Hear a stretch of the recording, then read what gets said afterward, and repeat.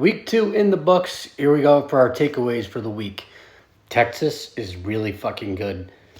They just completely dominated Michigan on the line of scrimmage, in the skill positions, just the entire game.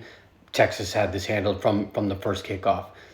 They're going to be a real contender in the SEC and in the national spotlight. Like, they have a real chance to win the national championship. They're really, really good. On the flip side, Oregon, they're a fraud. I'm calling it now after week 2. Both of their games against the Idaho schools, they did not look good. I think against superior competition, they're going to really, really struggle. USC was my fraud team of last year when they barely beat Colorado. They were riding high with Caleb Williams, and everyone was so high on this team. Like, Oregon came in with like a top 5 ranking, and everyone had extremely high expectations for them.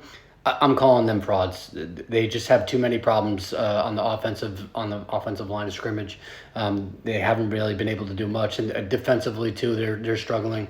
So I'm calling Oregon as a fraud. Clemson, what a bounce back from last week against Georgia to App State. They looked like Clemson in the 20 teens when Trevor Lawrence and Deshaun Watson were slinging the ball around, and Clemson fans went into every game like, okay, we're probably going to win by 30 points. This isn't going to be much of a game. Clemson fans haven't felt that way in a very long time, and it did get some nostalgia. It did feel like that last weekend. So we'll see how that is going to be moving forward against ACC competition. But so far, they look good in that game. So that's good things to take away for Clemson. Week 2, just in general, just always brings the heat because week 1, we get one data set and everyone's just taking that and going forward and making picks off of that. And week 2 just always delivers. You get different teams in week 1 and week 2, and the same as this year. It just always delivers.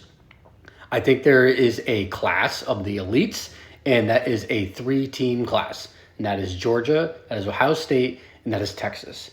I think those 3 teams have separated themselves so far through 2 weeks of football as the standard and as the teams to beat for the year. I know Ohio State doesn't have like a signature win on their resume so far, but they have been looking very good. Jeremiah Smith is looking like an all-star already. I think they're just going to be really good in the Big Ten. Notre Dame, lols, like Marcus Freeman, saying like, oh, we've been here before. And yeah, that's the problem, that you have been here before. Again, huge expectations for Notre Dame this year, and they just go and drop one to Northern Illinois after a huge win on the road in Kyle Field. Just, that is not what you want if you're a Notre Dame fan. Ashton Jeanty, this dude is legit. I mean, everyone was really talking about him coming into the season based off the season that he had last year, but man, dude, is he just rocking right now to start the season? I think if he continues this, like he'll end up in New York. He is that good of a player.